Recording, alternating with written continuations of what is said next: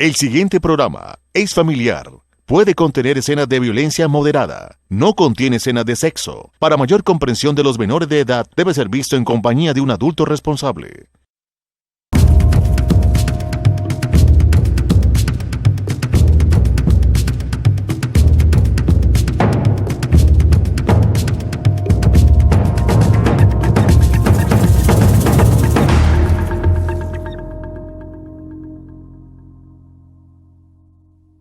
Hola, historiadores de la historia. Qué bueno volvernos a encontrar esta semana para completar el tercer programa de desarrollo que llevamos de la situación social, económica y política de los 300 años de hispanidad que vivió nuestra patria y por supuesto la América española. Durante esa época tan larga, tan prolongada. Ya hablamos de la situación aborigen, particularmente hablamos de la situación para nuestro pueblo guane y por supuesto para los chibchas en general, los indígenas, los aborígenes. Y en el programa anterior se planteó la situación de la raza negra, la esclavitud formal de la raza negra en la América colonial y particularmente lo sucedido en nuestra república, en Colombia. Hoy nos quedaría el tema a tratar entonces, ¿qué pasó? ¿Qué pasó con España? ¿Qué hizo España en esta tierra? ¿Cómo organizó esa colonia? ¿Qué pasó con la raza blanca? Para completar nuestra explicación étnica de la población de Colombia hoy, que estaría conformada formalmente por la raza aborigen, por supuesto la raza negra, traída de España como esclava, y por supuesto la raza blanca. Hoy la población en Colombia, a propósito de censo, es una población que es el producto de los distintos cruces de esa época. ¿Qué pasó con los españoles que llegaron aquí? ¿Qué hicieron? ¿Cómo se organizó la estructura administrativa, político-administrativa y económica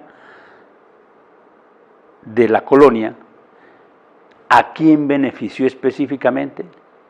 Empecemos a decirlo entonces, que es lo que vamos a complementar ahora, que de manera autónoma el rey de España desde el primer momento se consideró dueño, amo y señor de estas tierras, del suelo, del subsuelo, de las gentes que vivían aquí y por supuesto era la persona que inicialmente más se beneficiaba económicamente y socialmente de esta gran hacienda que se constituyó desde México hasta Chile. España propiamente, en comparación a su colonia, es minúscula. El país España, allá en la península ibérica en Europa, es realmente pequeño frente a su colonia en América.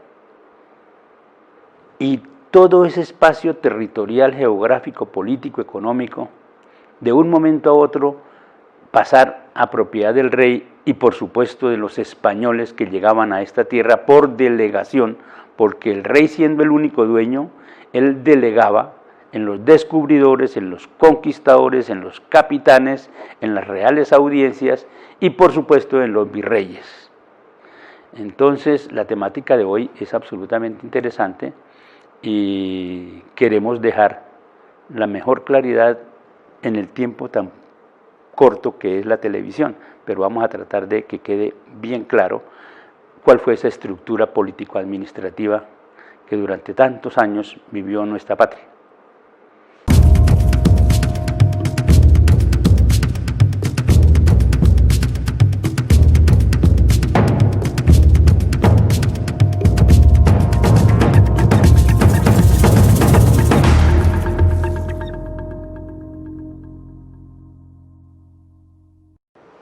digamos que la administración y el usufructo de esos 300 años de hispanidad fue específicamente y en forma individual para usufructo del rey.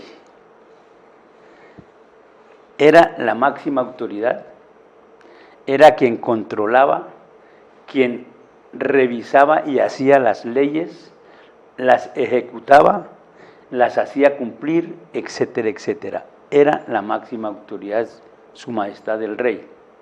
Empezamos a decir que en los 300 años de colonia tal vez hubo unos 12 reyes, solamente 12. Y por supuesto el otro gran beneficiado fue el pueblo español, blanco,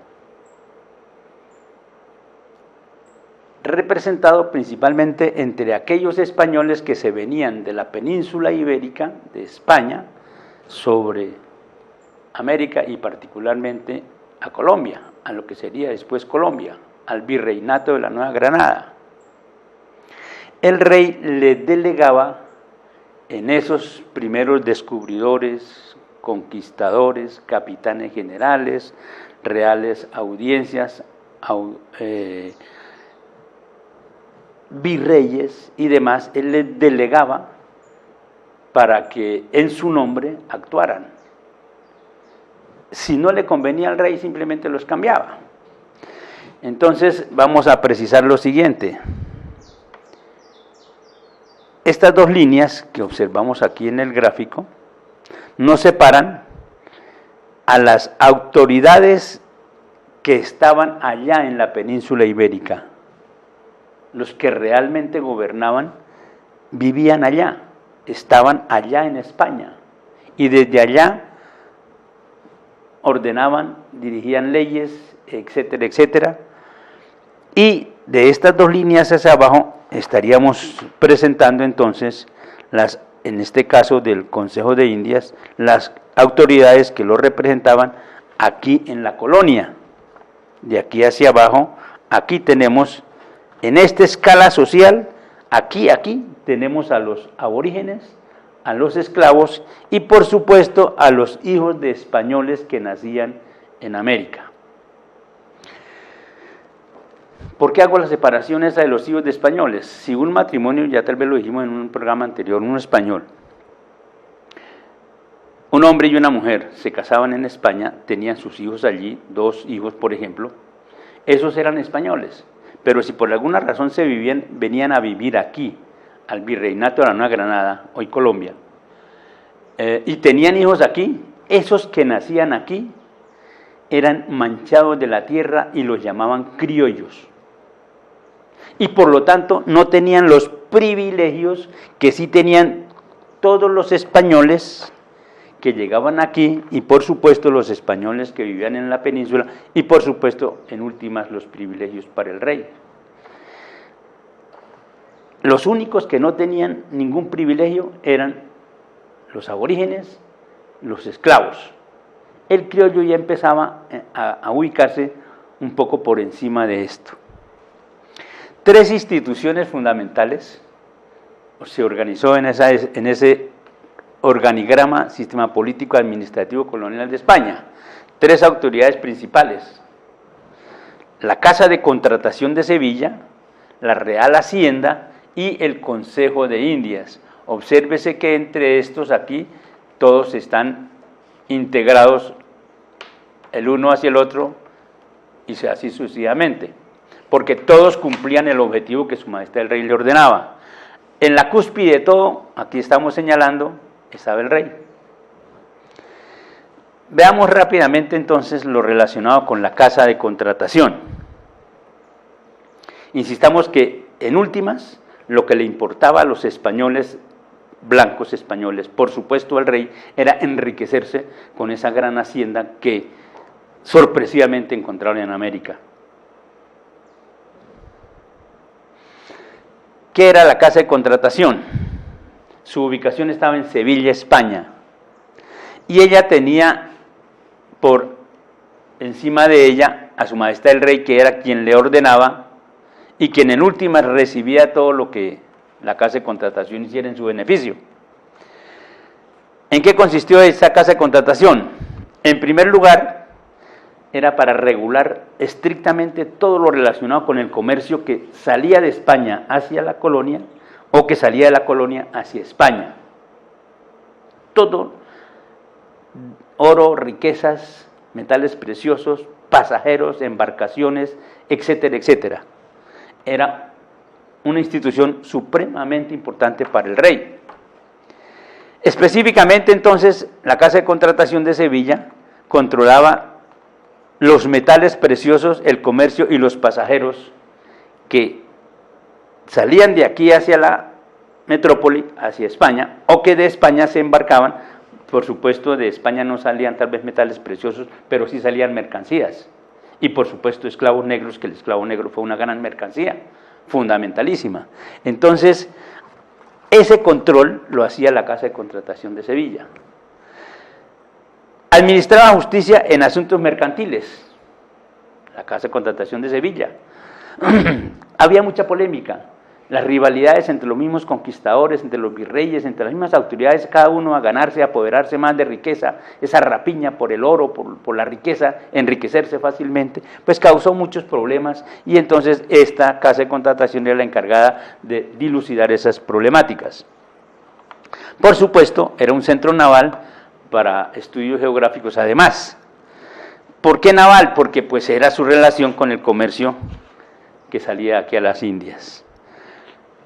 Esta Casa de Contratación era el organismo de apelación para cualquier discordia que había o que se hubiera presentado entre conquistadores, entre descubridores, entre capitanes generales, entre virreyes, etcétera, etcétera.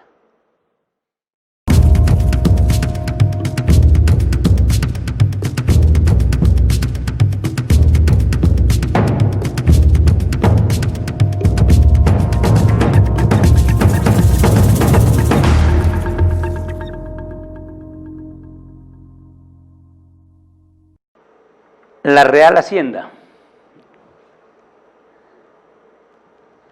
Este solo nombre, la Real Hacienda, hay que colocarle el signo pesos, riqueza, dinero. ¿Para quién? Para Su Majestad el Rey y por supuesto para la conveniencia del pueblo español, tanto de allá de los de la península como principalmente de los que llegaban aquí al virreinato de la Nueva Granada. La Real Hacienda fue una institución que a lo largo de los 300 años, si bien es cierto, al principio de la conquista y del descubrimiento y conquista, estas instituciones no existían. Fue el proceso que se elaboró a través de la experiencia y la acumulación de argumentaciones en los 300 años de colonia, de suerte que este orden de estructura administrativa es la que típicamente se da en los últimos 2 siglos de colonia, ya específicamente en lo que se llama el periodo de la colonia. Entonces, la Real Hacienda, como su nombre lo indica, su objetivo fundamental era preservar, resguardar los intereses fundamentalmente la Real Hacienda para Su Majestad el Rey. Insistamos, era el dueño del suelo, del subsuelo, repartía las tierras, los habitantes de América, etcétera. Esa fue la historia. Entonces, si bien es cierto, la Casa de Contratación estaba dedicada a unas actividades, con la Real Hacienda se buscaba específicamente que no se desviaran dineros para ninguna parte, sino que estuvieran todos centralizados en beneficiar principalmente a Su Majestad el Rey y luego a las distintas autoridades, virreyes, oidores de las reales audiencias, capitanes, en fin, militares españoles y cualquier español que viniera aquí. Digámoslo así de esa manera, el único que tenía derechos bien definidos, bien claros, eran los españoles de origen que llegaban a nuestra tierra. De ahí para abajo, ni siquiera los criollos, ya dijimos ahora, ni siquiera los hijos de españoles nacidos en esta tierra, supuestamente nacían manchados de la tierra, y entonces, si bien es cierto, empezaron a tener algún privilegio por encima de los esclavos y los negros, sin embargo, nunca se les reconoció formalmente esos derechos como americanos, porque al nacer aquí, por supuesto, así fueran hijos de españoles, eran ya nacidos en América, eran americanos, eran del nuevo Reino de Granada, para el caso de nuestra república. La Real Hacienda entonces era la que ordenaba los pagos que debía hacer la casa de contratación. Recordemos que siempre, en cualquier transacción económica, siempre se quitaba el quinto real. ¿Qué es el quinto real? La quinta parte para el rey. Si eran 100 pesos, 20 eran para el rey. En cualquier transacción comercial, económica, siempre se apropiaba el quinto real para su majestad el rey. Si fuera la venta de un esclavo, si fuera la venta de alguna mercancía, si fuera la compra de pasajes, cualquier transacción de orden económico siempre implicaba el famoso quinto real. Y ellos ordenaban entonces qué se podía pagar, qué no se podía pagar en fiesta. Y la casa de contratación informaba sobre los recaudos a la Real Hacienda. La Hacienda Real tenía sus representantes aquí en la colonia. Estos tribunales de consulado, se les daba esa denominación, por supuesto estaban en los principales virreinatos que habían aquí en América. Tribunales de consulado para México, por supuesto para Lima, por supuesto para Santa Fe, hoy Bogotá, y algunas juntas de hacienda que organizaban aquí dentro del espacio americano. La Real Hacienda, todo el flujo económico para los españoles de origen y fundamentalmente entonces para su majestad el rey.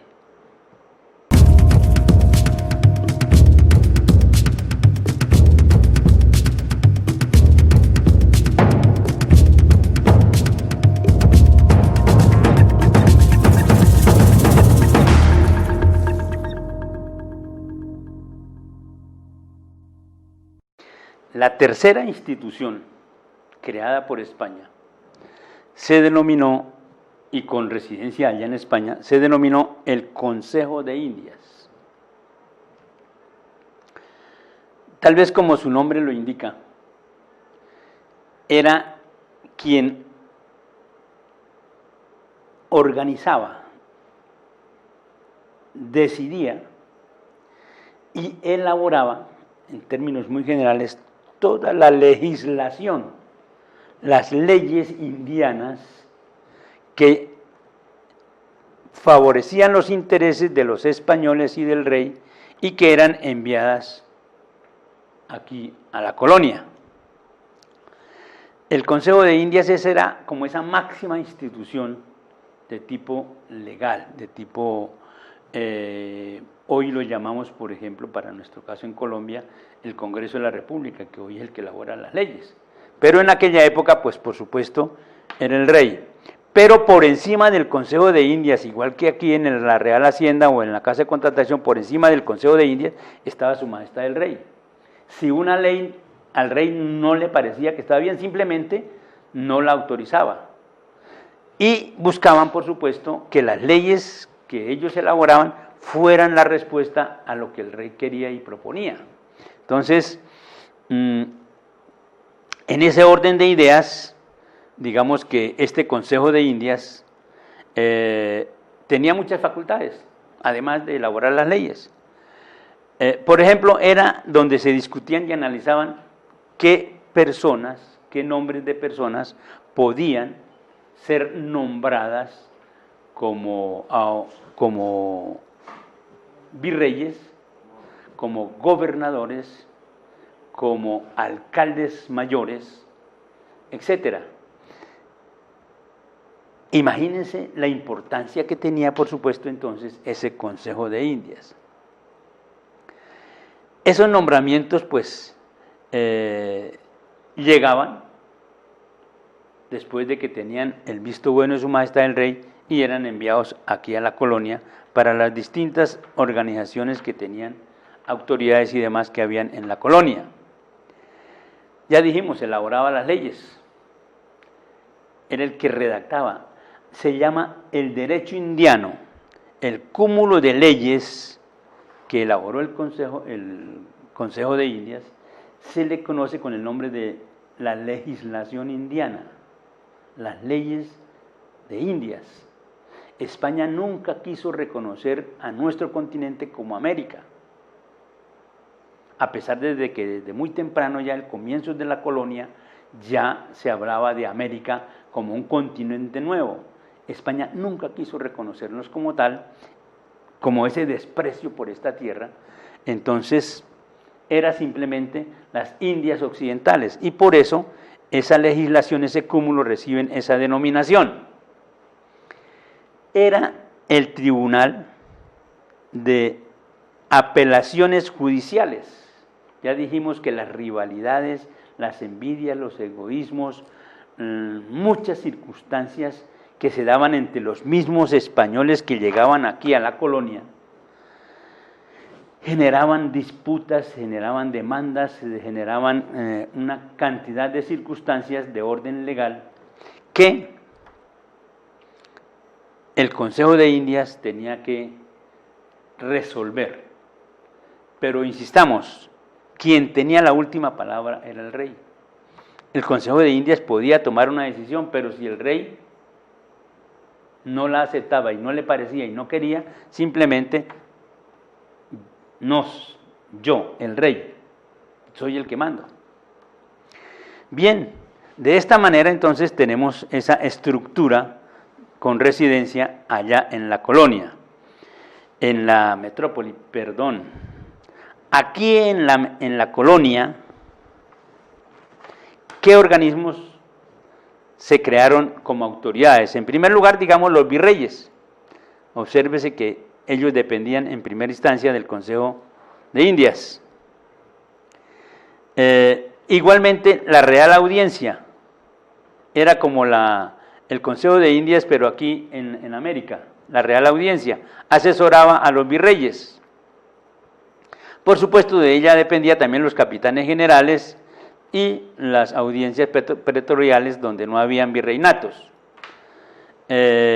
Sigamos de los virreyes, entonces dependían los presidentes, los gobernadores y la misma Real Audiencia. El rey era el que proponía quienes debían integrar la Real Audiencia.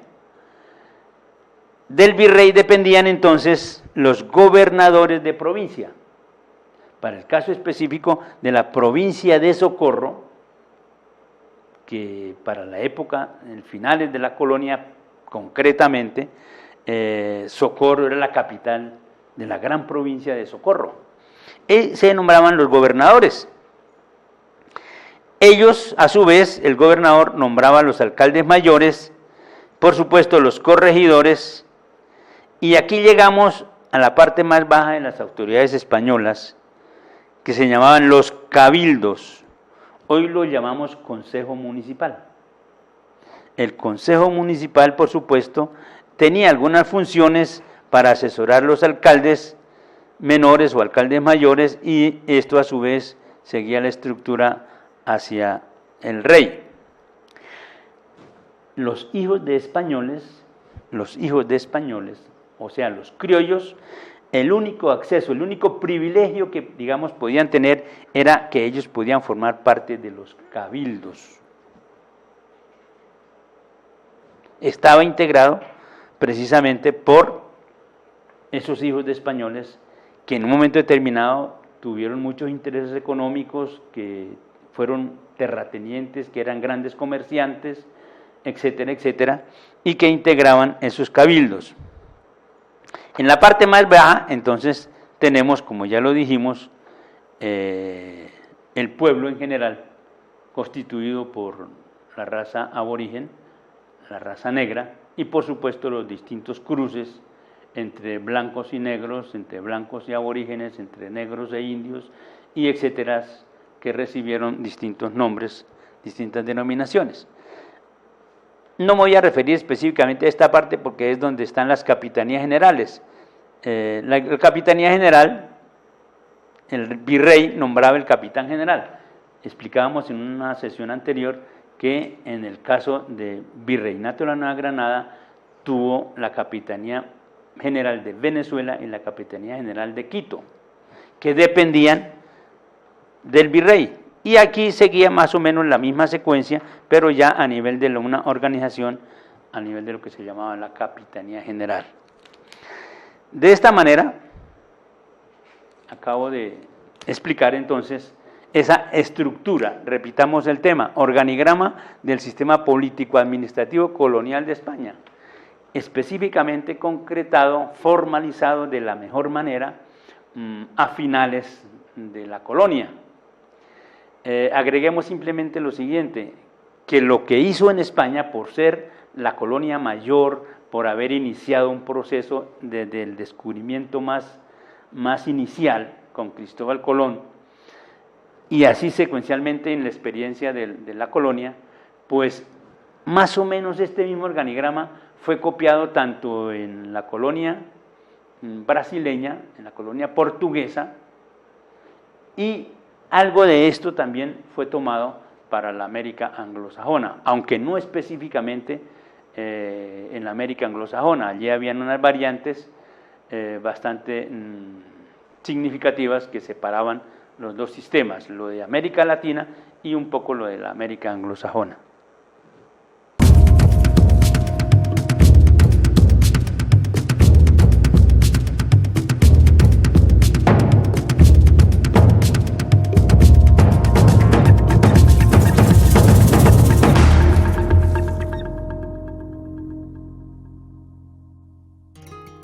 La estructura político-administrativa de España seguramente le faltan muchas otras temáticas para ser complementada, para ser precisada. En un programa tan corto de televisión, pues trato de hacer la explicación lo más sucintamente posible. Por eso es que siempre al final del programa, para las personas muy interesadas en estos temas, que complementen con la bibliografía y mucha otra bibliografía, no solamente la que yo suministro, porque es que pienso que es apenas una mínima bibliografía lo que estoy dando. De estas temáticas en historia son muchas las publicaciones, las ediciones, los historiadores que han trabajado estas temáticas.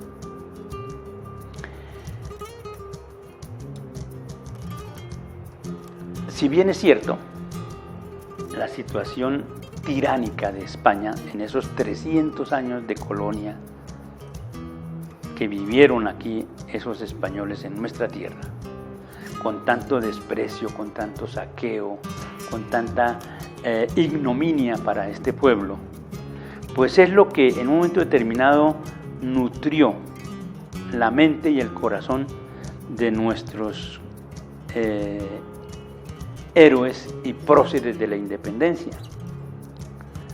Desde 1781, con la Revolución Comunera, hasta el 7 de agosto de 1819, fueron casi 40 años de un proceso donde este pueblo se vio obligado a expulsar con las armas a estos usurpadores españoles que sin ninguna fórmula de juicio ni nada esquilmaron nuestra tierra. Pero valga decir nuevamente, en este momento, si bien es cierto, hablamos de todo este proceso en esos términos, hoy hay que buscar hacer la paz en Colombia. Las circunstancias son totalmente distintas. Por supuesto, hay dificultades, hay graves situaciones en sectores de nuestra población hoy, 2018. Pero para ninguna razón sería justificable que pensáramos en mantener una guerra entre colombianos, que no tiene sentido que esto suceda. ¿Por qué más patria boba? Estamos diciendo. Hay que simplemente con la democracia bien entendida, bien pensada, solucionar las problemáticas matando ideas con ideas, no matando cerebros que producen ideas con balas. Eso que quede claro. Primero, la paz, necesitamos esa paz bien dada, bien organizada. La bibliografía que hemos dado en estas últimas sesiones sigue siendo la misma, pero yo hoy quiero agregar una que me parece muy interesante, que se llama este texto, este documento. El Carnero, de Juan Rodríguez Freire. En este documento, no es tan extenso, pero el autor narra de una manera muy precisa muchos aspectos y muchas cosas y muchas minucias de todo ese proceso de descubrimiento, conquista, colonia. Qué bueno que ustedes complementen estas ideas. Sigamos historiando la historia. Yo creo que es muy interesante.